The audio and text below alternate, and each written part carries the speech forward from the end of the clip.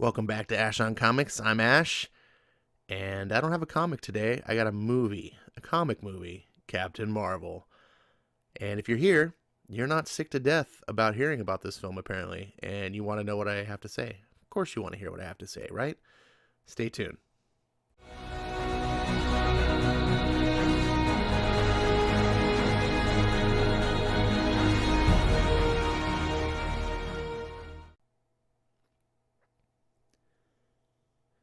Captain Marvel. Where to begin? First, we MCU fans are screwed. Endgame just might be exactly that. More on this at the end. I saw this film on Sunday, March 24th, a little over 2 weeks after its release and its third weekend at the box office. There was a lot of controversy leading up to this movie. Firstly, because the titular character Captain Marvel has never been loved in the comics. In fact, it's rather fair to argue that she's been soundly rejected by fans. Carol Danvers is the seventh version of Captain Marvel.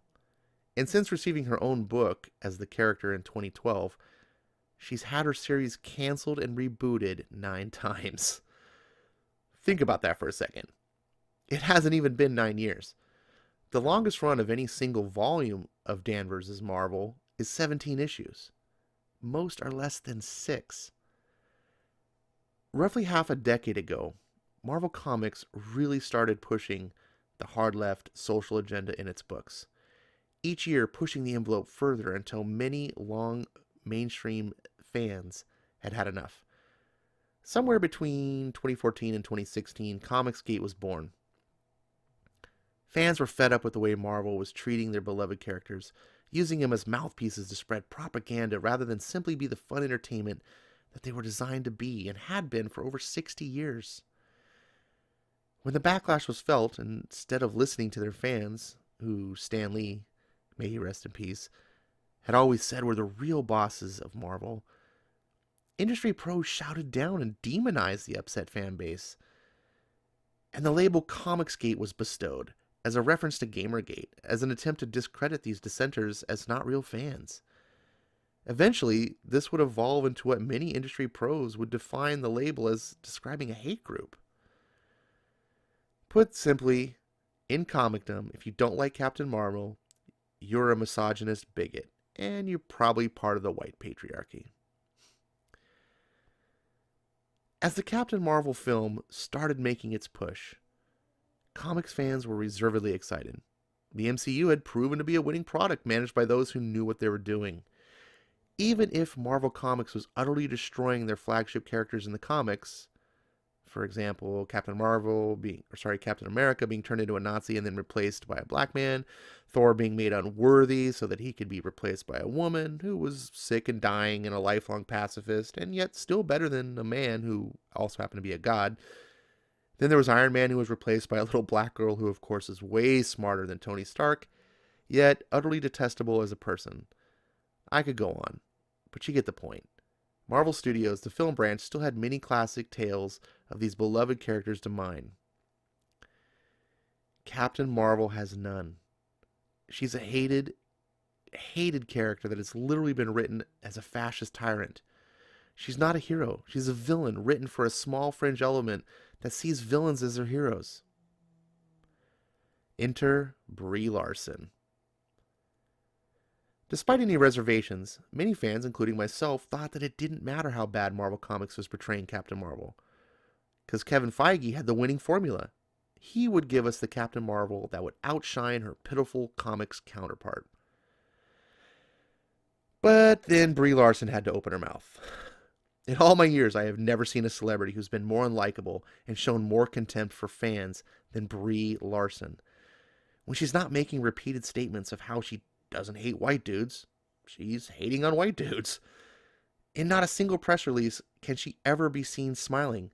Despite making more money than most of her male counterparts before her, we get to listen to her protest about income inequality of all things.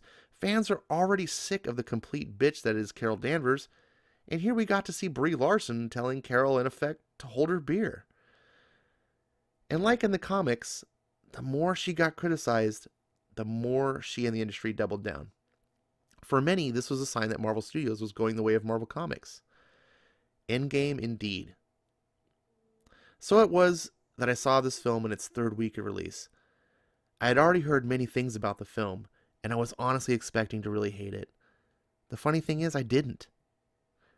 Now, don't get me wrong, Captain Marvel is not a good movie, but it's a fun movie. That's right, you heard me. I'm not going to talk about all the plot points.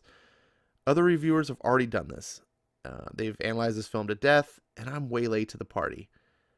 I have to say, I was honestly surprised at how little Brie Larson sucked.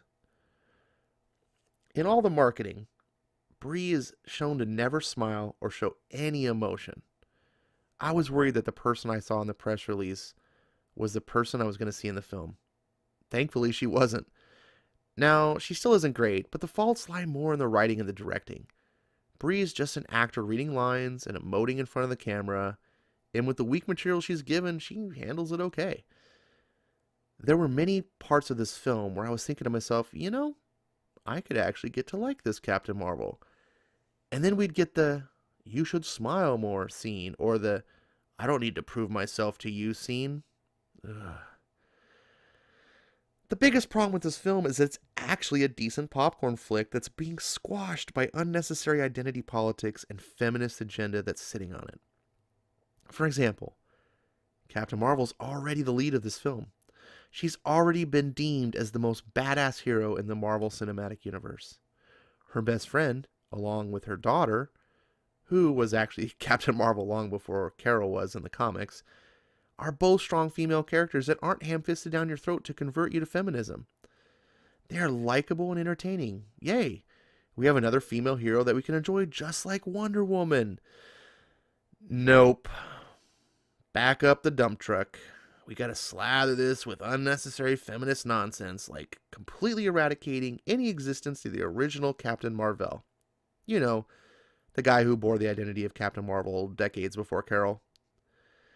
Instead, we're giving Annette Bening's Lawson character, whose real name is Mar-Vell, but she isn't the superhero from which Carol gets her powers from, and whose legacy she continues.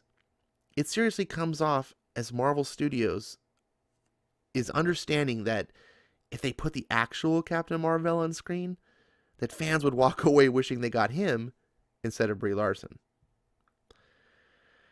And Marvel would probably be right to be afraid of that. Before it was spoiled to me, I had thought Jude Law was playing the original Captain Marvel. And when you see him on screen, you wish he was. He's terrific. He's the best thing about this film. And he's wasted as a goof of a villain whose name I can't remember even after looking it up. Imagine how great it would have been to see Carol mentored by this great galactic hero who ends up passing the torch to her, and she has to live up to this great legacy that goes with the name. But no, we can't have any true blue feminist hero riding the coattails of no man. The problem with feminist superheroes is that they can never thrive on their own merit. They're always written such that their male peers must be torn down to make them look better. Captain Marvel was working without such nonsense. There were some honest-to-goodness, legit character developments that worked to make the audience root for the character. She was perfectly able to stand on her own, but yet the filmmakers still decided they needed to tear down all the men in this film. Even Nick Fury becomes a mockery of himself. He's just another bumbling tool who in one part of the film is used as comic relief as he tries to impress Carol by unlocking a door with Scotch tape. In the end, Captain Marvel is a Transformers-level fun movie. It has its moments of cringe, but I think that the fact that the comic book version of the character is so bad that it helped me enjoy this film more than I should. Because while this is one of the weakest Marvel films to date, it might just actually be the one that's better than the comics it's based on.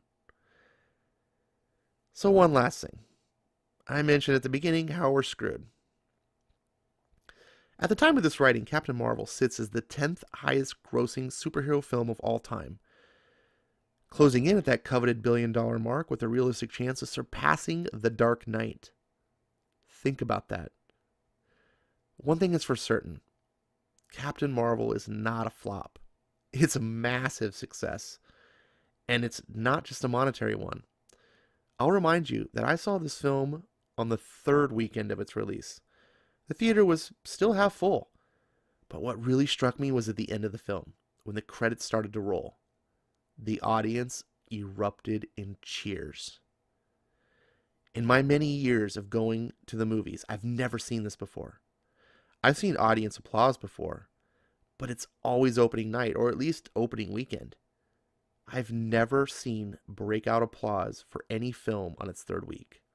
Not Star Wars, not Lord of the Rings, not Harry Potter, not The Matrix, not even Avatar. But it happened with Captain Marvel of all films. In comics, the identitarian social engineering culture war has driven away 90% of the base audience. We thought the same thing would translate to film, and Disney would be forced to back off, turning their films into propaganda. Sadly, the House of the Mouse has demonstrated its unstoppable dominance, and Disney now knows that they can push their future is female agenda without repercussion. Bring on Brie Larson's new Avengers, A-Force, Black Widow's solo film, and the inevitable Shuri spinoff. The future of the MCU is female. Deal with it, misogynistic white dudes. Captain Marvel didn't completely suck, but sadly, I think we'd have been much better off if it did. I give this film 3 stars out of 5, and I hope you enjoyed this review. Please like and subscribe, comment down below, tell me what you thought, and I'll see you next time.